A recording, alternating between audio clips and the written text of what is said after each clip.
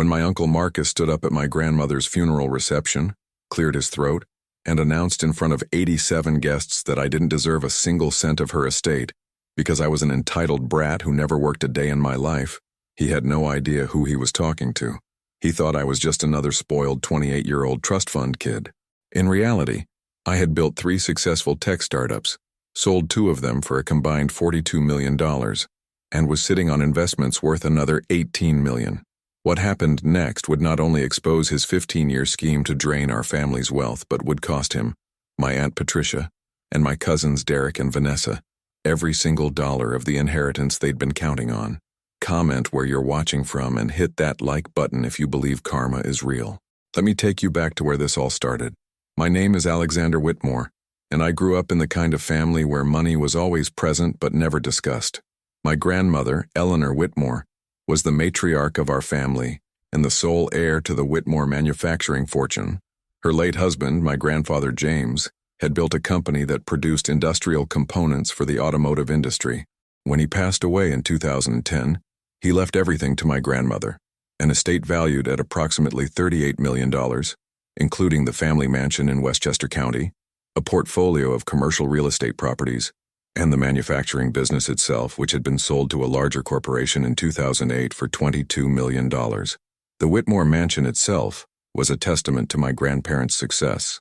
Built in 1968, it sat on 12 acres of pristine property in Westchester County, just 45 minutes from Manhattan. The house was a colonial revival style with 6 bedrooms, 8 bathrooms, a library that housed over 3,000 books, and that sunroom where Eleanor and I spent so many Sunday afternoons. The gardens were maintained by Carlos Rodriguez, who had worked for my grandparents since 1987. He had transformed the grounds into something spectacular, with rose gardens, a small orchard of apple and pear trees, and a koi pond that my grandfather had commissioned in 1995. Every detail of that house told a story. The Persian rugs in the foyer were purchased on a trip to Istanbul in 1972. The chandelier in the dining room was an original Baccarat piece from 1881 that Eleanor had found at an estate sale in Boston. The grand piano in the music room was a Steinway Model D that my mother had played when she was growing up, and that I had learned on during those Sunday visits. These weren't just possessions. They were pieces of family history, items that had been chosen with care and maintained with love. I was the only grandchild who actually spent time with Eleanor.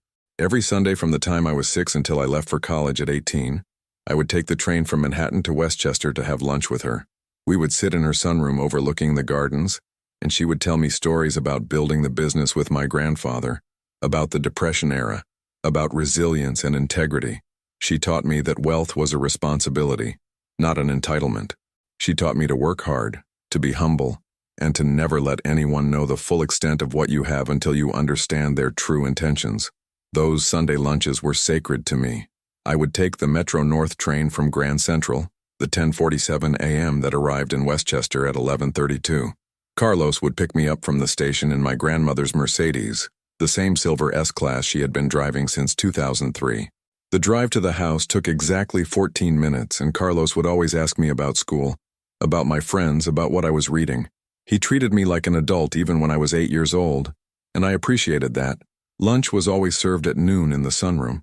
Mrs. Chen, who managed the household, would prepare Eleanor's favorites: poached salmon with dill sauce on Wednesdays, chicken piccata on Sundays, always fresh vegetables from the garden during the summer months. Eleanor believed in sitting down for a proper meal, in using the good china, and taking time to eat and talk without distractions. No phones at the table, though this was easier in the early years before smartphones existed. After lunch, we would walk through the gardens if the weather was good, or through the house if it wasn't. Eleanor would point out objects and tell me their stories. That vase was from Japan, purchased in 1969 on their first international trip together.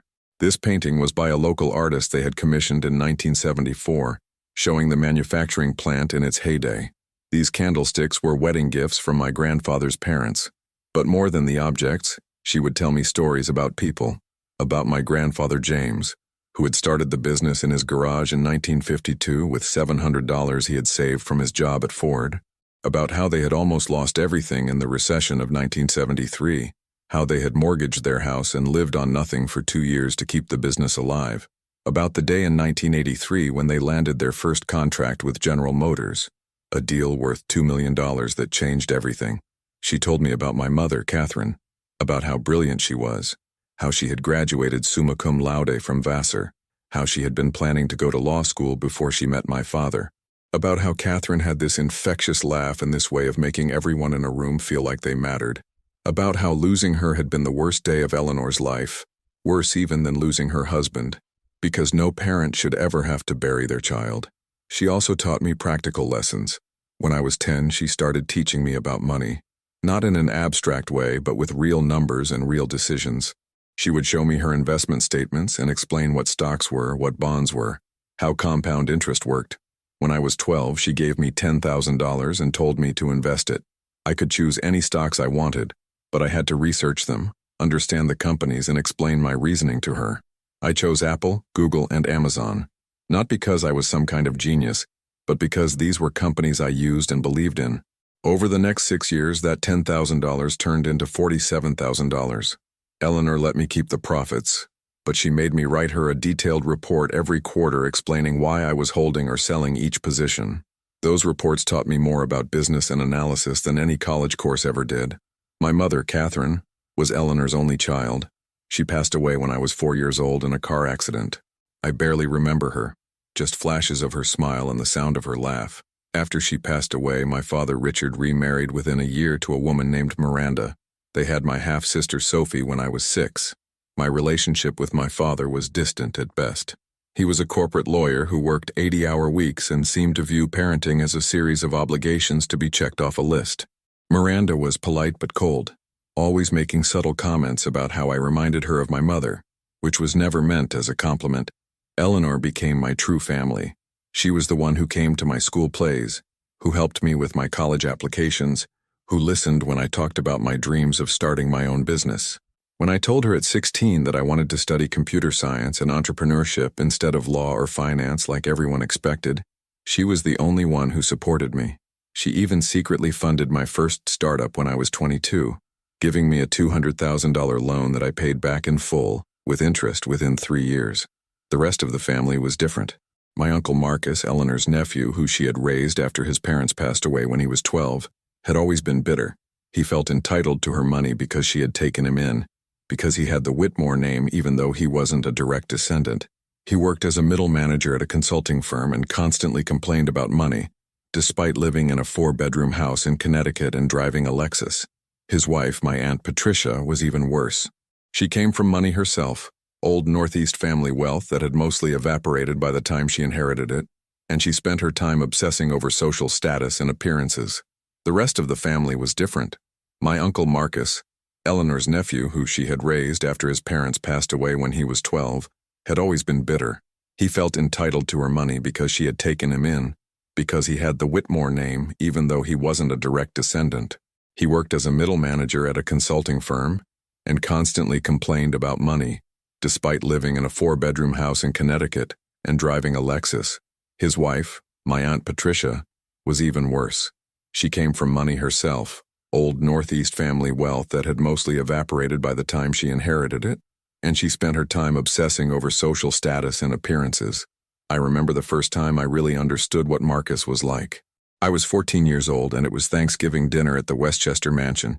The whole family was there, maybe 20 people total.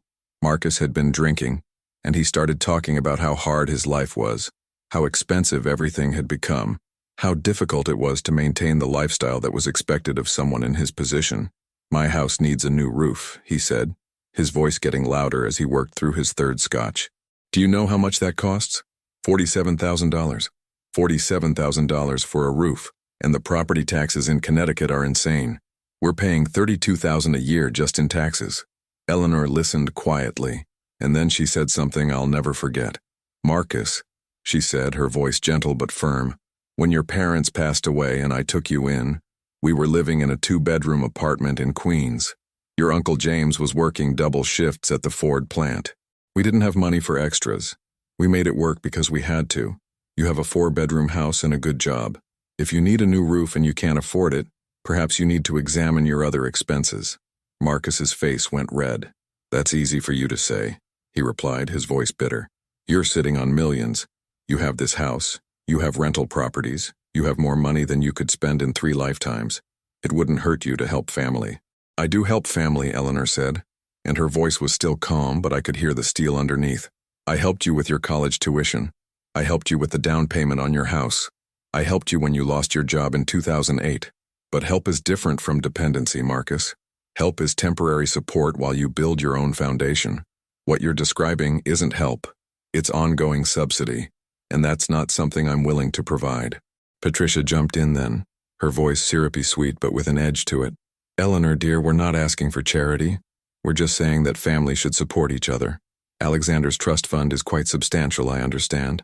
Perhaps some of us could benefit from similar arrangements." That was the moment I understood. Patricia wasn't just entitled, she was calculating. She had done research on my trust fund, probably had Marcus ask Eleanor's financial advisor about it. She was testing the waters, seeing if Eleanor would redistribute wealth within the family. Eleanor set down her fork and looked directly at Patricia. Catherine's trust fund for Alexander was set up with money that James and I saved specifically for our daughter and her children. That money was never part of the family's general estate. And frankly, Patricia, how I choose to distribute my own money is not a topic for Thanksgiving dinner discussion. The table went quiet. Derek, who was 17 at the time, snickered into his napkin. Vanessa, 15, looked mortified. But Marcus and Patricia just exchanged a look I would come to recognize over the years. It was frustration mixed with determination. They hadn't gotten what they wanted, but they weren't giving up. Their children, my cousins Derek and Vanessa, were 26 and 24 respectively when Eleanor passed away. Derek had dropped out of 3 different colleges.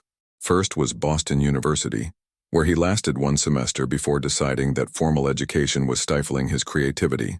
Then was a small liberal arts school in Vermont, where he stayed for almost a year before getting expelled for academic dishonesty. He had been caught buying papers online, something he claimed was a misunderstanding about collaboration.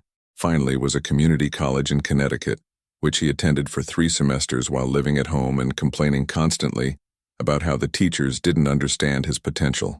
After giving up on college, Derek decided he was going to be a personal trainer. He got certified through some online program that took 6 weeks, and he started working at an upscale gym in Stamford. He would post constantly on Instagram about his fitness philosophy, about how he was transforming lives, about his journey as an entrepreneur. But the reality was that he worked maybe 15 hours a week, had perhaps 3 regular clients, and spent the rest of his time at clubs in Manhattan, buying bottle service with money from Patricia's trust fund, and posting photos of himself with minor celebrities who happened to be at the same venues. Vanessa was cut from similar cloth, just with a different veneer. She had gone to NYU for theater, which Patricia and Marcus paid for in full, $173,000 over 4 years. She graduated with a BFA in acting and immediately moved to Los Angeles to become a star. That was 6 years ago. In those 6 years, she had landed exactly 2 commercials, one for a local furniture store and one for a mobile game app that no one had ever heard of. Each commercial paid her about $3,000. But Vanessa lived like she was successful. She rented a 1-bedroom apartment in Venice Beach for $3,200 a month. She took acting classes that cost $500 a week. She had headshots done every 6 months at $400 a session. She went to industry events and mixers where she would nurse a single glass of wine for hours while networking. All of this was funded by her parents, who sent her approximately $5,000 every month. When anyone asked her how she could afford to live in Los Angeles without a regular job, Vanessa would get defensive. "I'm investing in my career," she would say, her voice taking on this dramatic quality she had learned in her acting classes. Success in this industry requires sacrifice, requires dedication, requires the freedom to be selective about your roles.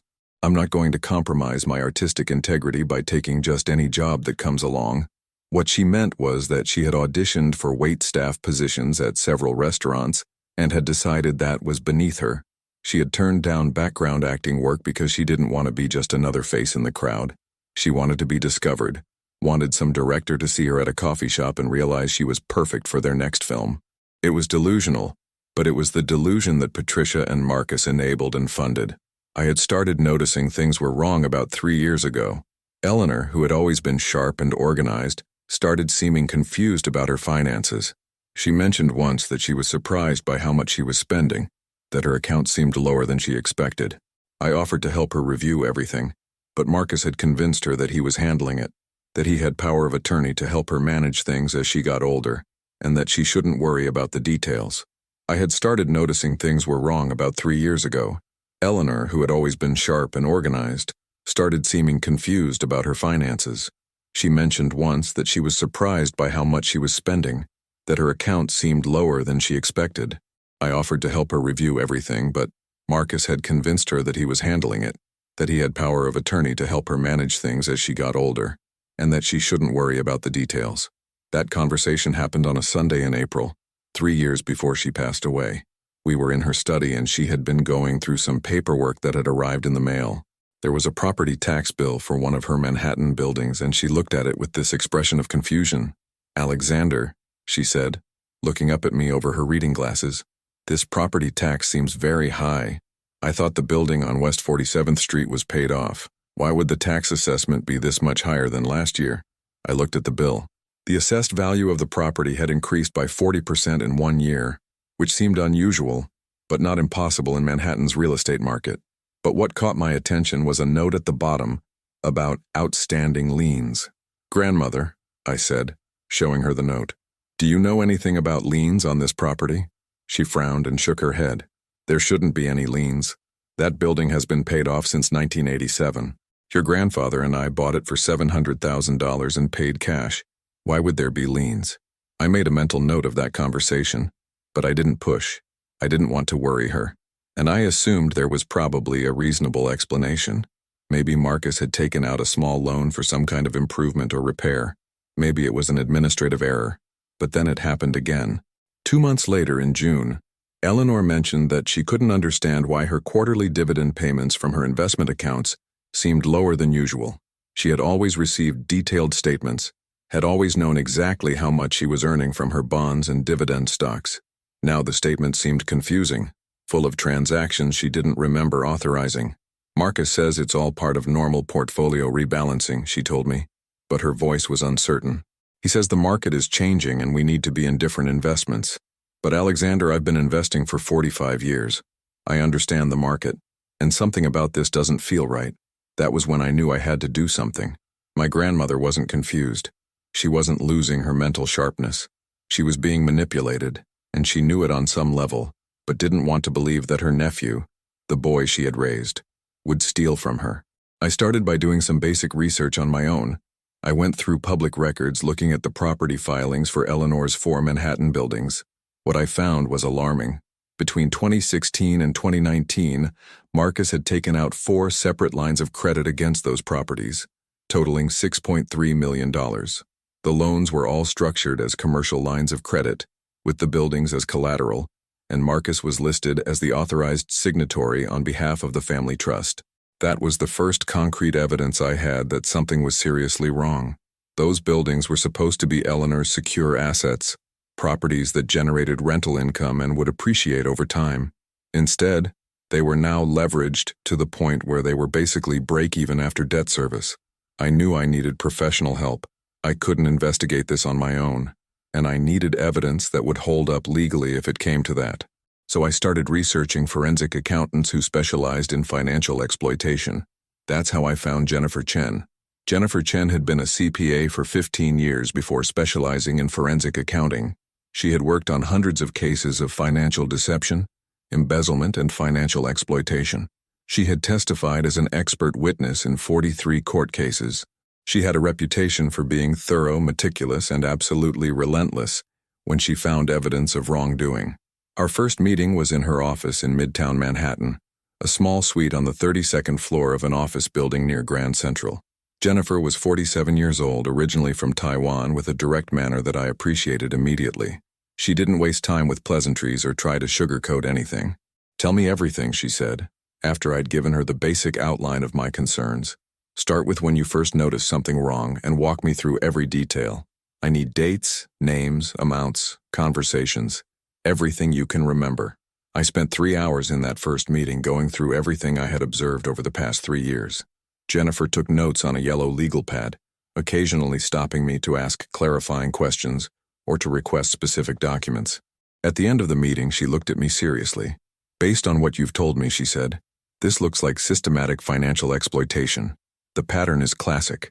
Someone in a position of trust, someone with access to financial accounts and decision-making authority, gradually increasing their control and redirecting assets.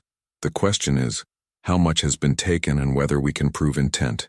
She quoted me a fee of $75,000 for a complete forensic investigation, including document analysis, transaction tracking, witness interviews, and a final report suitable for legal proceedings.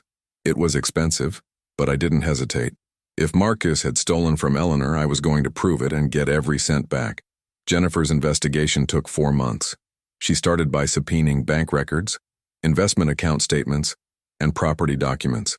She traced every significant transaction that had occurred in Eleanor's accounts over the past 15 years, creating a massive spreadsheet that tracked money in, money out, and who had authorized each transaction. What she found was even worse than I had suspected. Marcus and Patricia hadn't just stolen through the real estate leveraging and the fake business investments. They had been systematically skimming money through dozens of smaller transactions that would be hard to spot individually, but that added up to millions over time. There were checks written to Patricia for estate management services that were never actually performed. 74 separate checks over 12 years, each for between $8,000 and $15,000, totaling $740,000. There were wire transfers to Derek's account, supposedly for business loans that Derek was going to repay, but which were never repaid, and which Derek had used to buy a Porsche 911, finance 3 failed startup ideas, and fund his lifestyle, $217,000 in total. There were payments to Vanessa for acting lessons, photography services, and living expenses. These were structured as loans on paper, but there was no repayment schedule, no interest, no collateral. They were gifts disguised as loans to avoid gift tax implications. Vanessa had received $463,000 over 6 years, but the really sophisticated theft was in the business investments. Jennifer traced 5 different business ventures that Marcus had convinced Eleanor to invest in between 2009 and 2020. Each one followed the same pattern. Marcus would present an opportunity, usually some kind of commercial real estate development or startup business that he claimed to have insider knowledge about. He would show Eleanor professional-looking business plans and financial projections. Eleanor would write checks to invest, usually between $700,000 and $1.2 million per opportunity. The businesses were technically real. They were registered with the state, they had proper paperwork, they even had other investors in some cases. But what Marcus didn't tell Eleanor was that he controlled these businesses through shell companies and offshore entities. When the businesses failed, which they all eventually did, the money didn't disappear. It was transferred through a series of transactions to accounts that Marcus and Patricia controlled. Jennifer tracked every dollar. She showed me bank statements from 3 different offshore accounts in the Cayman Islands, accounts that were in the names of shell companies but which Marcus and Patricia had signature authority over. She showed me wire transfer records documenting how money from the failed business investments ended up in these accounts. She even found email exchanges where Marcus was communicating with business partners about how to structure the deals to avoid raising red flags. The total came to $12.4 million. That was the documented theft, the money that Jennifer could trace and prove with evidence. She estimated there was probably another $2 to $3 million in smaller transactions and hidden costs that would be harder to prove, but that followed the same pattern. When Jennifer presented me with her final report, she included something I hadn't expected. She had interviewed 12 other families where she had investigated similar cases of financial exploitation. In every single case, the pattern was the same. Family member in position of trust, gradual escalation of control, sophisticated methods of theft that looked legitimate on the surface, and victims who were too embarrassed or too hopeful to confront their perpetrator until it was too late. Financial exploitation of seniors is one of the most underreported crimes in America, Jennifer told me at our final meeting. Most victims never press charges. They don't want to believe their family would steal from them. They don't want the public embarrassment. And often, by the time they realize what's happened, the money is gone and the abuser has spent it or hidden it offshore. You're in a unique position because you caught this while your grandmother is still alive, and while there's still time to protect what's left of her estate. That report became the foundation of everything that followed. It was a 470-page document with exhibits, transaction records, expert analysis, and a detailed timeline of how the theft had occurred. I read it 3 times, taking notes, preparing myself for what I knew was going to be a confrontation that would destroy my family. I was horrified. I was furious, but I was also strategic. I knew that if I just confronted them, they would deny everything. They would say the investments were legitimate, that the loans were gifts Eleanor had wanted to give, that they were just helping her manage things. I needed to be smart about this, so I started documenting everything. I had Jennifer prepare a complete forensic report with evidence of every transaction. I consulted with 3 different attorneys who specialized in estate law and financial exploitation. I gathered statements from Eleanor's doctors confirming that she had been developing mild cognitive decline over the past 5 years. Decline that Marcus and Patricia had taken advantage of. I built an airtight case, but I didn't act on it. I waited. The first attorney I consulted was Richard Morrison, Eleanor's longtime attorney who had handled all of her estate planning for the past 30 years. Richard was 73 years old, a partner at Morrison & Associates, one of the most respected estate law firms in New York. When I showed him Jennifer's forensic report, his face went pale. "This is textbook financial exploitation," he said, after reading through the executive summary. "And it's particularly egregious because Marcus had power of attorney. He had a fiduciary duty to act in Eleanor's best interest, and he systematically violated that duty for his own enrichment." Richard explained the legal options. We could file for an emergency guardianship, removing Marcus's power of attorney and giving me or a professional guardian control over Eleanor's finances. We could file a civil lawsuit seeking return of all misappropriated funds. We could file a criminal complaint with the district attorney's office, or we could do all 3 simultaneously. But Richard also gave me a warning. "This will destroy your family," he said, looking at me seriously over his reading glasses. "Once you start legal action, there's no going back. Marcus and Patricia will fight. They'll claim Eleanor gave them the money willingly. They'll claim you're the one manipulating her. It will be public, it will be expensive, and it will take years. You need to be absolutely certain you want to go down this path." I told him I was certain, but I also told him I wanted to wait. I wanted to have every piece of evidence, every witness statement, every legal strategy prepared before we made a move. I wanted Marcus and Patricia to feel secure, to think they had gotten away with it so they wouldn't start hiding assets or creating defenses. The second attorney I consulted specialized in criminal financial exploitation cases. Her name was Maria Gonzalez, and she had prosecuted more than 200 cases of financial exploitation for the Manhattan District Attorney's Office before going into private practice. She reviewed Jennifer's report and told me something that changed my entire strategy. "The strongest evidence you have," she said, "isn't the financial records. Those can be explained away, disputed, argued over by dueling experts. The strongest evidence would be Eleanor's own testimony that she was deceived, that she didn't understand what she was agreeing to, that Marcus lied to her about where the money was going. So I arranged for that testimony. Over the next 6 months, I visited Eleanor every Sunday as usual, but now I brought a video camera. I told her I wanted to record her stories about the business, about her life with my grandfather, about family history, and she loved it. She would sit in her favorite chair in the study, and she would talk for hours. But interspersed with those stories, I would ask her about her finances. "Did you understand that Marcus was taking out loans against your properties? Did you know how much money you were investing in those business ventures? Did Marcus explain where the money went when the businesses failed? Did you want to give Derek and Vanessa those large sums of money? Or were you told they were loans that would be repaid?" Eleanor's answers were damning. She was lucid, articulate, and clear that she had been deceived. She thought the real estate trust was purely for estate planning purposes. She thought the business investments were legitimate opportunities that would generate returns. She thought the money given to Derek and Vanessa were loans that would be repaid within 5 years. She had no idea that Marcus had been taking hundreds of thousands of dollars in fees and payments that she had never authorized. "I have the videos," I told Maria, showing her clips on my laptop. 23 hours of recorded testimony, all time-stamped and dated. Eleanor's doctor can testify that she was competent during these recordings. We have her saying, on camera, that she felt manipulated and deceived. Maria smiled, and it wasn't a friendly smile. It was the smile of a prosecutor who just got handed a gift-wrapped case. "With this testimony," she said, "we can file criminal charges: financial exploitation, theft, deception, breach of fiduciary duty.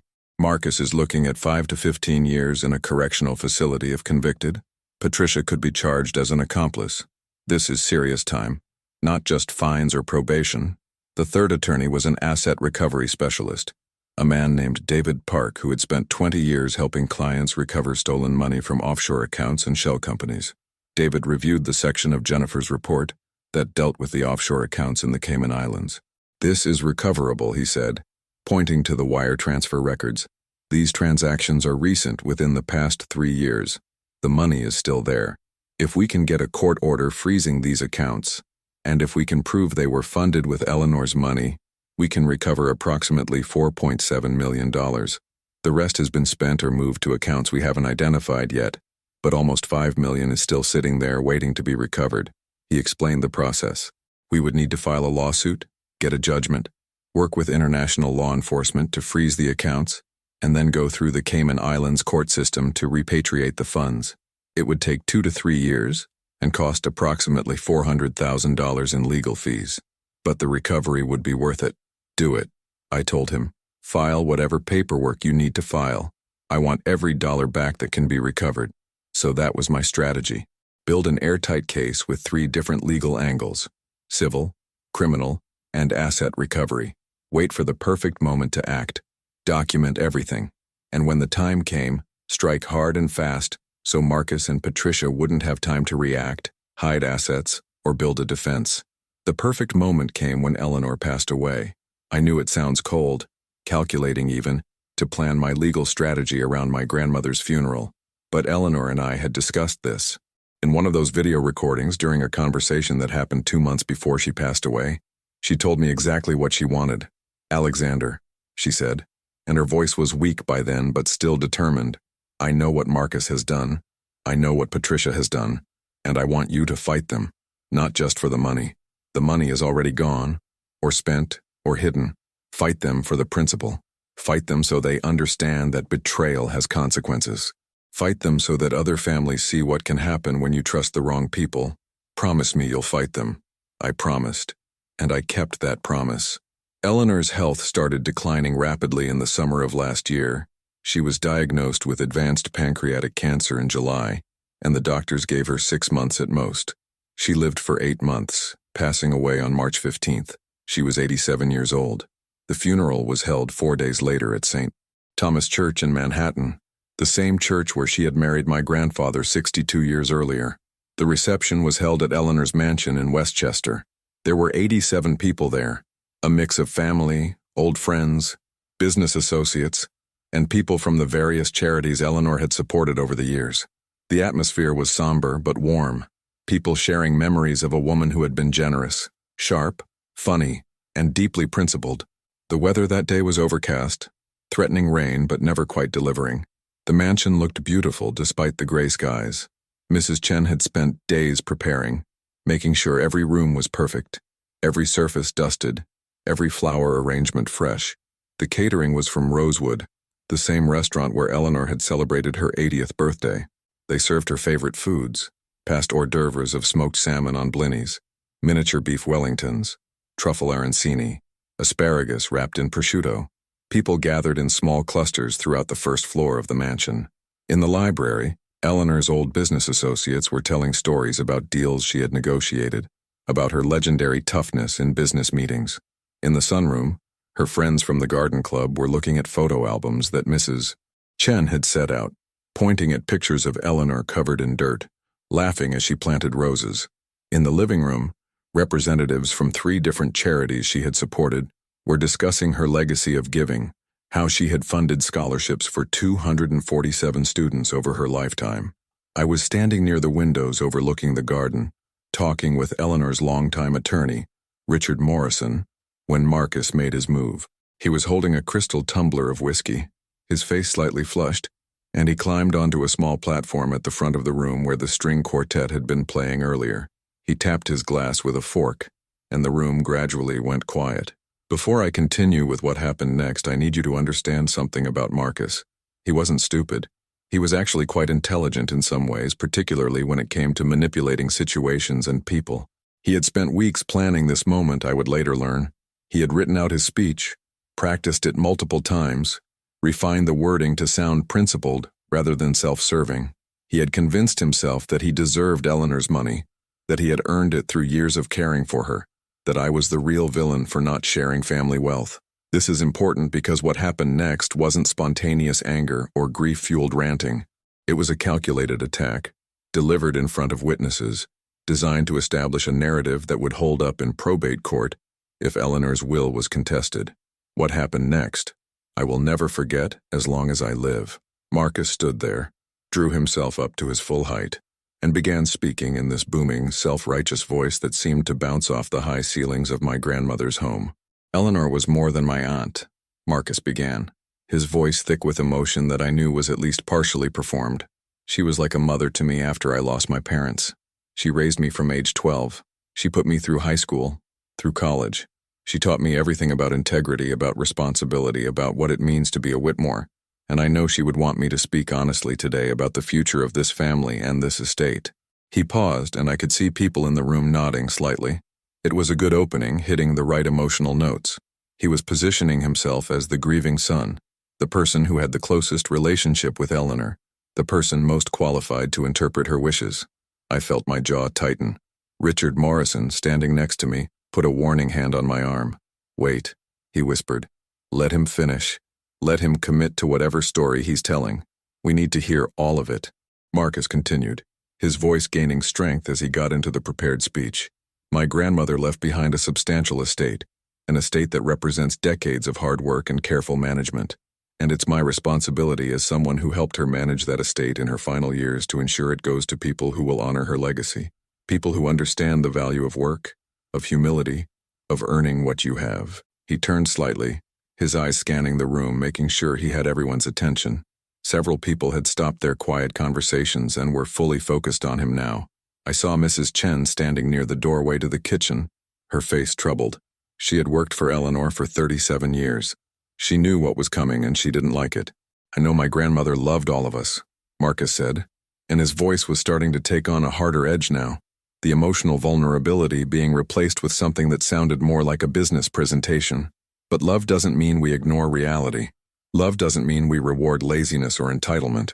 And I have to say, standing here today in this house that represents everything Eleanor and James built through hard work and sacrifice, that I have serious concerns about Alexander receiving any significant portion of this estate." The room went completely silent. I could feel 87 pairs of eyes turning toward me. Several of Eleanor's friends looked shocked that Marcus was bringing this up at a funeral reception. 2 people near the back of the room actually got up and left at that point, shaking their heads in disgust. But most people stayed, curious or horrified or both, wanting to see where this was going.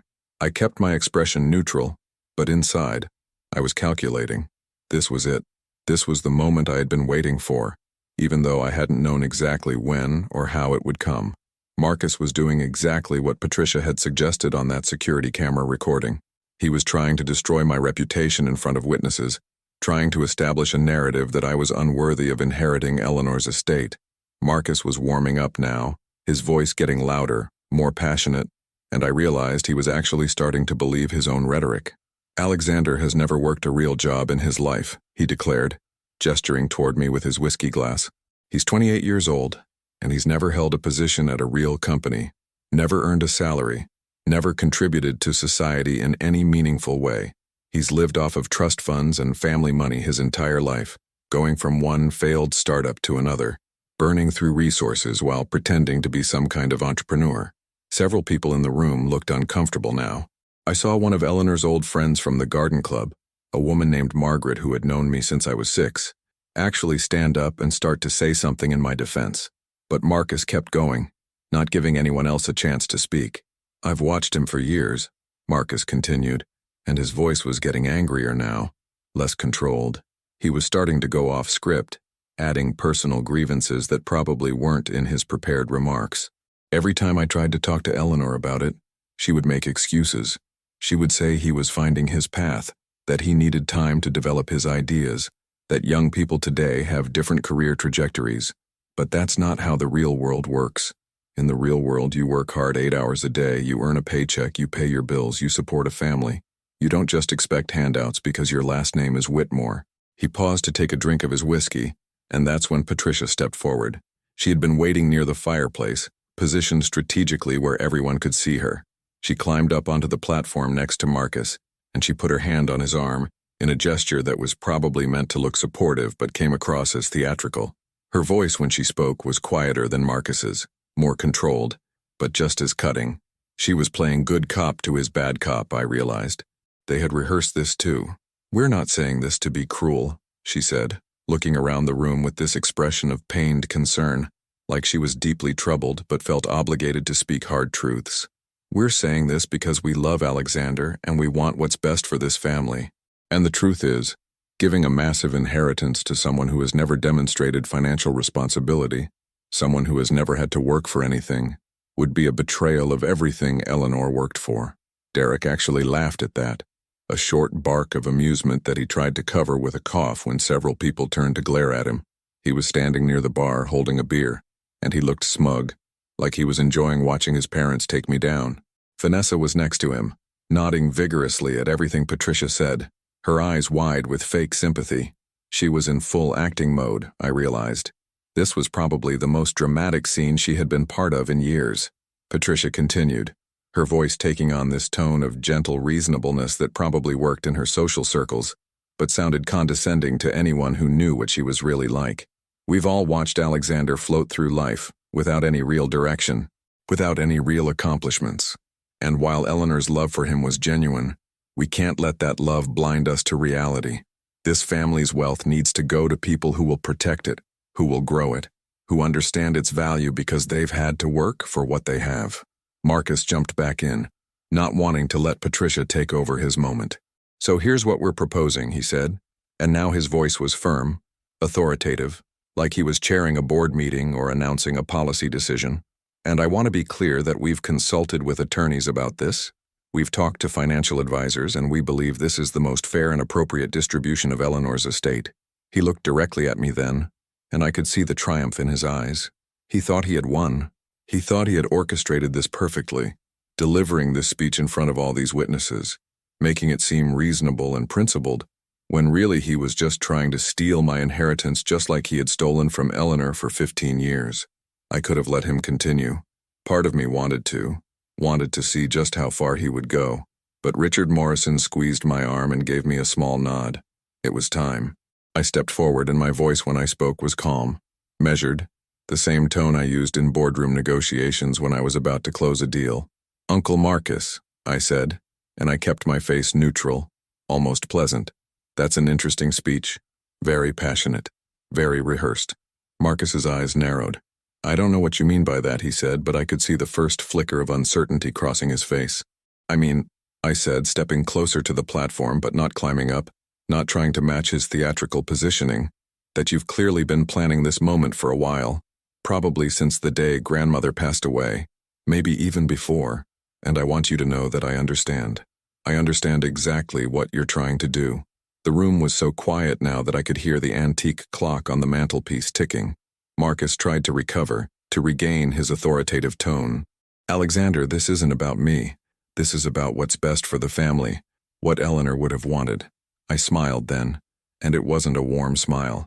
"Actually," I said, "it's interesting you mention what Eleanor wanted, because unlike you, I actually have documentation of exactly what she wanted.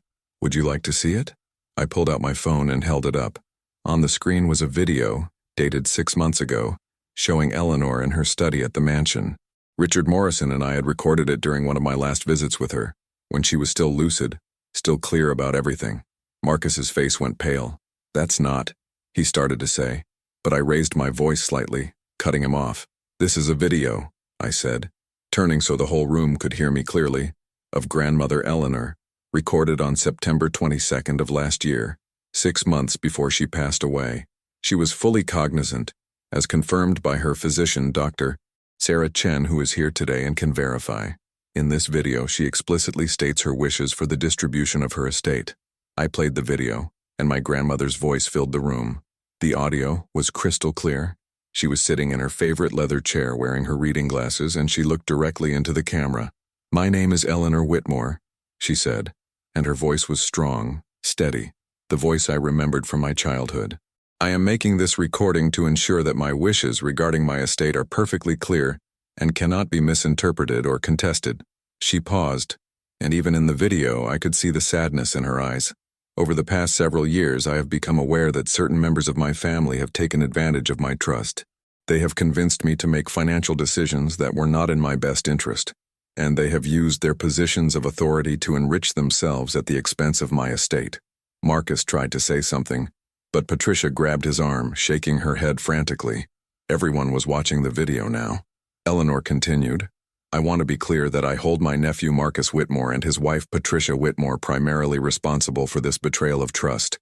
They have systematically deceived me, manipulated me, and stolen from me over a period of approximately 15 years. They have drained millions of dollars from my estate through deceptive business investments, unpaid loans to their children, and the leveraging of my real estate assets without my informed consent. The room erupted in whispers, gasps, people turning to look at Marcus and Patricia with shock and disgust. Marcus's face had gone from pale to bright red. This is insane, he said loudly, trying to talk over the video. She was confused. She didn't know what she was saying. This is financial exploitation. But the video kept playing, and Eleanor's voice cut through his protests. I am aware, she said, that some people may claim I was not of sound mind when I made this recording. Therefore, I have had my physician conduct a full cognitive assessment, which I have attached to this recording. Dr. Chen has confirmed that I am fully competent to make these statements and legal decisions. She looked directly into the camera then, and her expression was fierce, the expression of a woman who had built a business from nothing and wasn't going to let anyone take what was hers. My estate will be distributed as follows, she said. To my grandson Alexander Whitmore, who has been the only member of this family to truly understand my values and to earn his own way in the world through hard work and integrity, I leave the entirety of my estate, with the following exceptions. To Marcus and Patricia Whitmore, I leave $1 each as a symbol of what their betrayal has earned them. To their children, Derek and Vanessa, I leave nothing, as they have already received more than enough through the deceptive loans that were taken from my estate without my informed consent. The video ended. The room was in chaos. People were talking over each other, some demanding explanations from Marcus, others coming up to me to offer condolences or congratulations. Marcus and Patricia looked like they had been hit by a truck, but I wasn't done, not even close. I climbed up onto the platform where Marcus was standing, and I pulled out a folder from the inside pocket of my suit jacket. I held it up so everyone could see. This, I said, and my voice was loud enough to cut through the noise. This is a forensic accounting report prepared by Jennifer Chen of Chen Financial Investigations, one of the top forensic accountants in New York. This report documents with evidence every deceptive transaction, every manipulated investment, every unpaid loan, and every illegitimate line of credit that Marcus and Patricia have orchestrated over the past 15 years. I opened the folder and started reading, my voice clear and precise. Between 2009 and 2024, Marcus Whitmore convinced Eleanor Whitmore to invest a total of $4.2 million in 5 different business ventures. All 5 of these ventures were shell companies controlled by Marcus or his associates. All 5 failed within 2 years. All 5 resulted in complete losses. The money did not disappear. It was transferred to offshore accounts and personal accounts controlled by Marcus Whitmore. Marcus was shaking his head violently. That's a lie. Those were legitimate investments, they just didn't work out. I continued reading. Between 2011 and 2023, Eleanor Whitmore made loans totaling $2.8 million to Derek Whitmore and Vanessa Whitmore.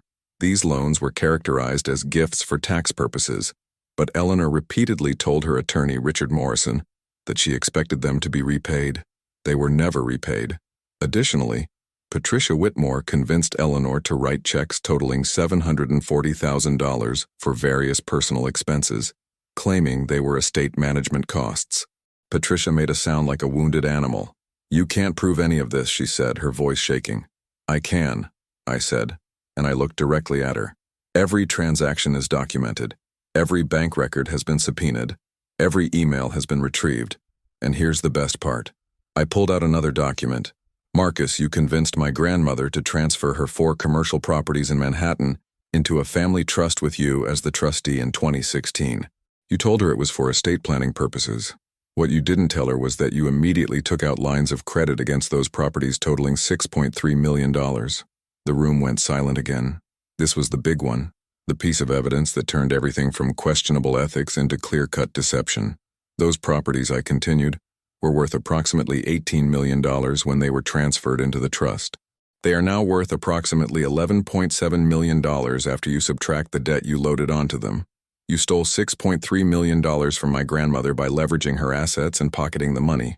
Marcus's mouth was opening and closing, but no sound was coming out. Patricia had started crying, but they weren't tears of sadness. They were tears of rage and fear. I held up one more document, and this one I had been saving. The piece of information that I knew would destroy them completely. And finally, I said, and I couldn't keep the satisfaction out of my voice now, there's this. This is a recording of a conversation between Marcus Whitmore and Patricia Whitmore, recorded in my grandmother's study, 3 weeks before she passed away. I pressed play on my phone again, and the audio filled the room. It was crackling, not great quality because it had been recorded by the security cameras that Eleanor had installed in her study without telling anyone, cameras that I had discovered after her passing when I was going through her personal effects. Marcus's voice came through the speakers, angry and frustrated. She changed her will, Patricia. I saw the new one on Morrison's desk. She's leaving everything to Alexander. Everything. We get nothing. Patricia's voice responded, and it was cold, calculating. Then we need to make sure that will doesn't stand. We contest it. We claim she wasn't competent. We drag it out in court for years. Alexander doesn't have the stomach for a legal fight. He'll settle. Give us our share just to make it go away. Marcus again, sounding uncertain. What if he doesn't settle? What if Morrison has documentation of her competence? Then we destroy Alexander's reputation, Patricia said, and her voice was vicious. We make it clear that he's an irresponsible child who squandered trust funds and never worked a day in his life. We make him look so bad that no judge would give him everything.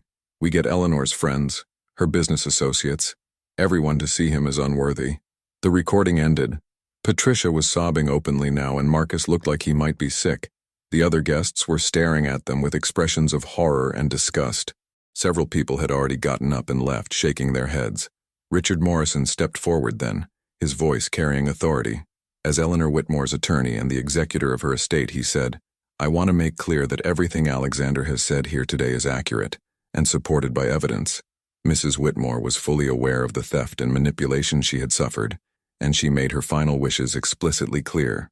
Her will, which has been properly executed and filed with the probate court, leaves her entire estate to Alexander Whitmore. He paused, looking directly at Marcus and Patricia. Furthermore, he continued, based on the evidence of deception, financial exploitation, and breach of fiduciary duty that has been documented in the forensic report, we will be filing a civil lawsuit seeking the return of all misappropriated funds.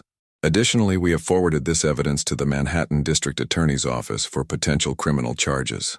That was when Marcus finally broke. He lunged toward me, his face purple with rage. But two of Eleanor's old friends, both of them former Marines who had served with my grandfather in Korea, stepped between us and held Marcus back. You entitled little shit, Marcus screamed, spittle flying from his mouth. You think you're so smart you think you've won? That money should be ours. We spent years taking care of her while you were off playing with your little computer games. I looked at him then, and I felt something I hadn't expected.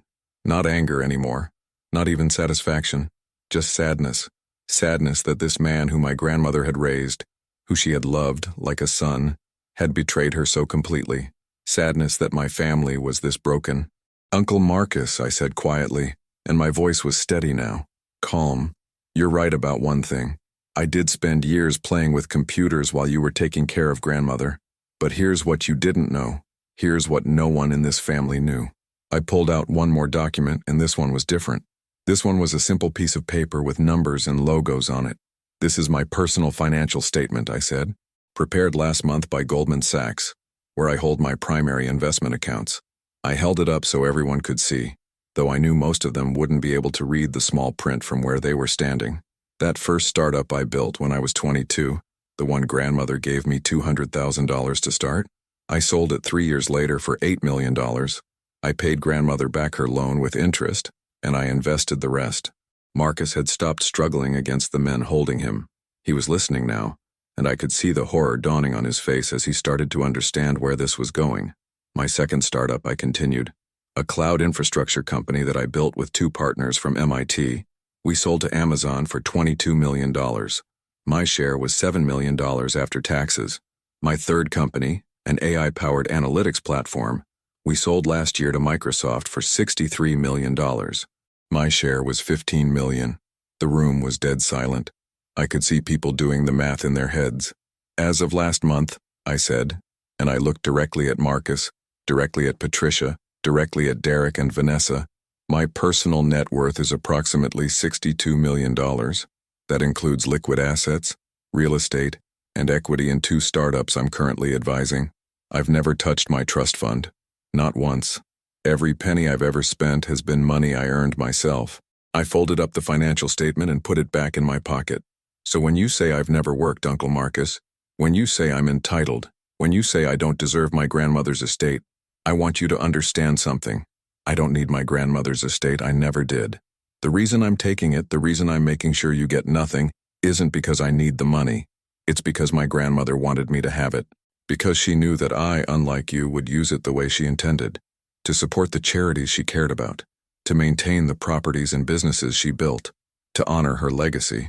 And there it was, the moment I had been building toward, the moment when everything I had worked for and hidden for so many years came into the light. Marcus collapsed into a chair, his face in his hands. Patricia was still crying. Derek and Vanessa had both gone white. The guests started leaving then, most of them stopping to shake my hand or hug me on their way out, expressing their disgust at what Marcus and Patricia had done, and their support for me. Within an hour, the reception was over, and it was just me, Richard Morrison, and Eleanor's housekeeper, Mrs. Chen, who had worked for my grandmother for 37 years. "Mr. Alexander," Mrs. Chen said, and she was crying now, but these were tears of happiness and relief. "Your grandmother would be so proud of you. She told me, a few months before she passed away. She said you were the only one who understood, the only one who had her strength." I hugged her, and I let myself cry then. The first time I had cried since Eleanor had passed away.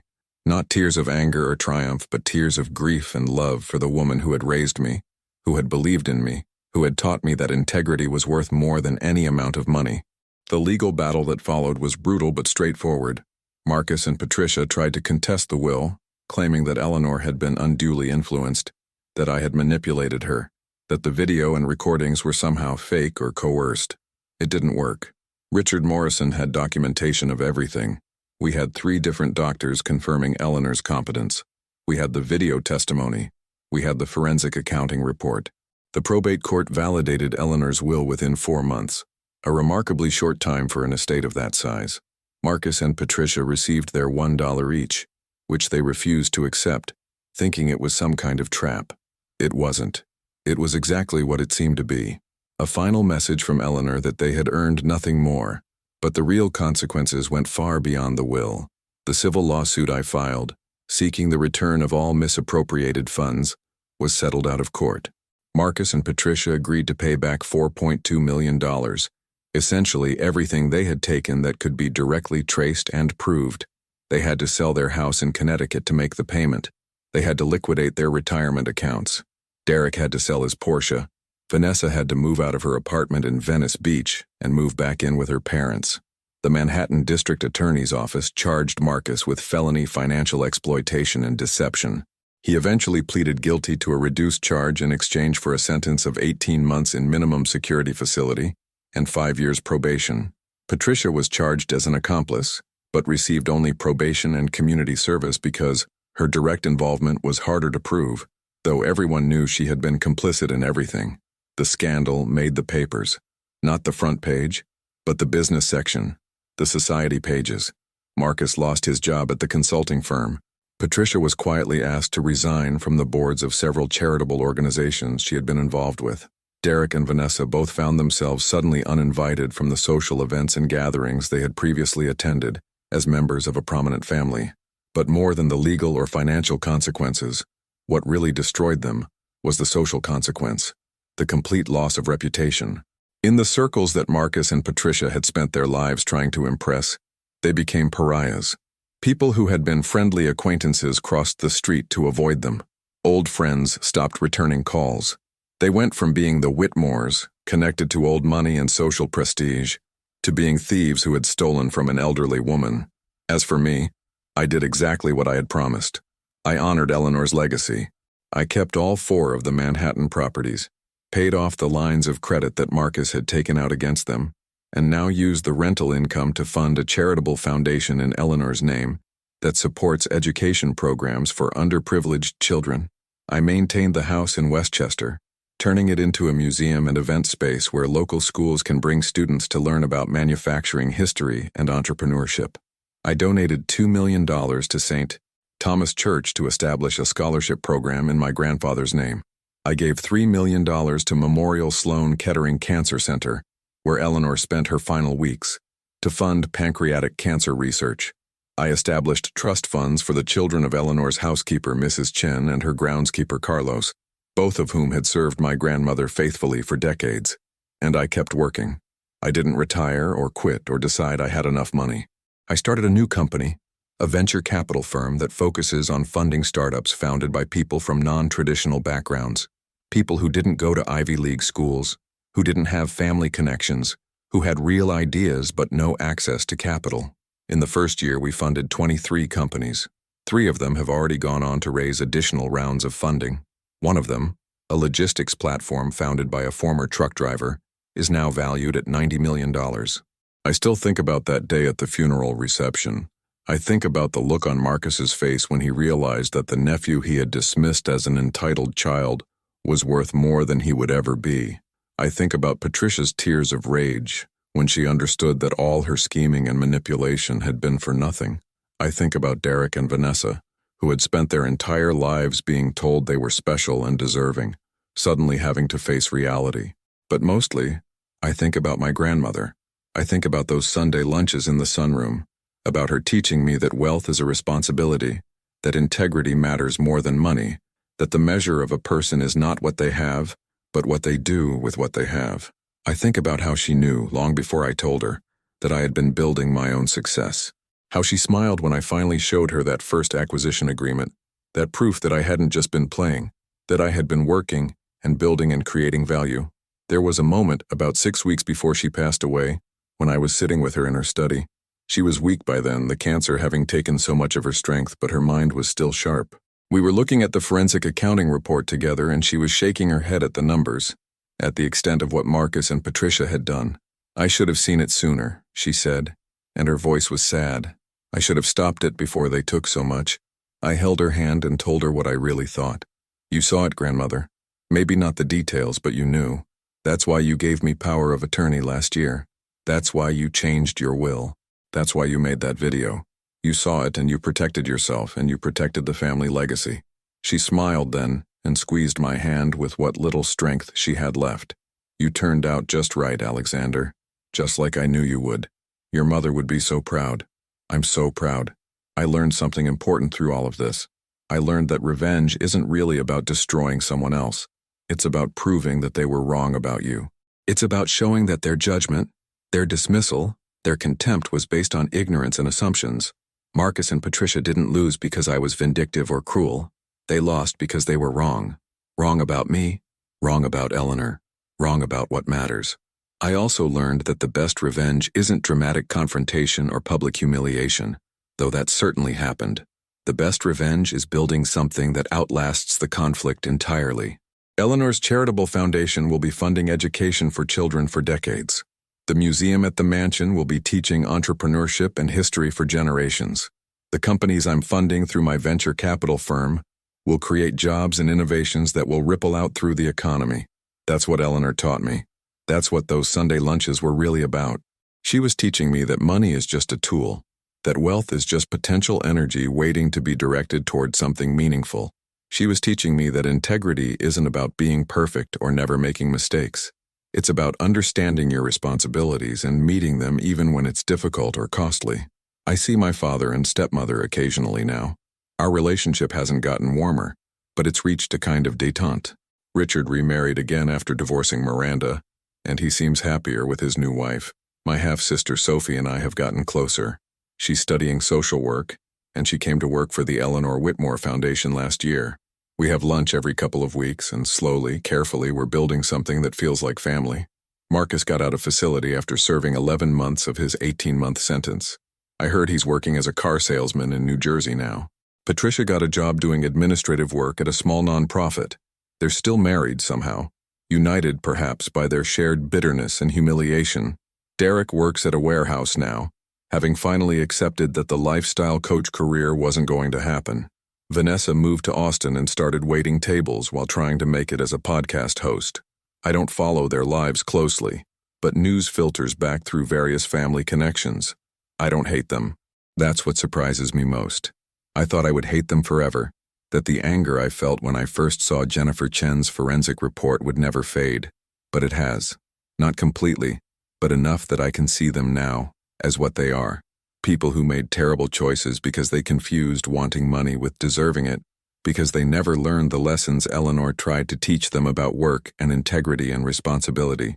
If I saw Marcus today, I honestly don't know what I would say to him. Part of me thinks I would just walk past, that there's nothing left to say. But another part of me thinks I would tell him what I wish I had told him that day at the reception, when I was so focused on exposing him and protecting Eleanor's legacy that I didn't think about mercy or understanding.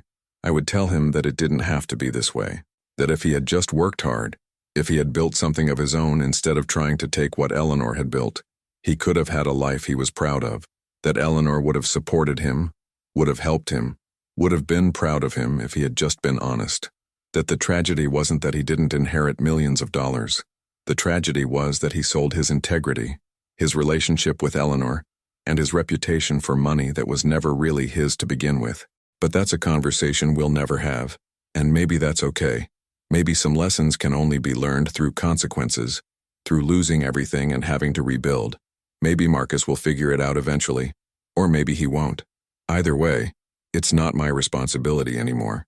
My responsibility is to continue the work Eleanor started, to build companies that create value, to fund entrepreneurs who have talent but not connections, to make sure the Whitmore name stands for something honorable and lasting, to prove every single day that she was right to trust me with everything she had built.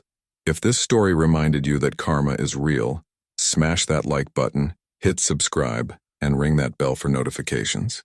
I'd love to hear in the comments what you would have done in my situation. Would you have confronted your family immediately? Or would you have waited and built your case like I did? Thank you for watching. And remember that integrity isn't just about doing the right thing when people are watching. It's about building something that matters even when no one knows you're doing it.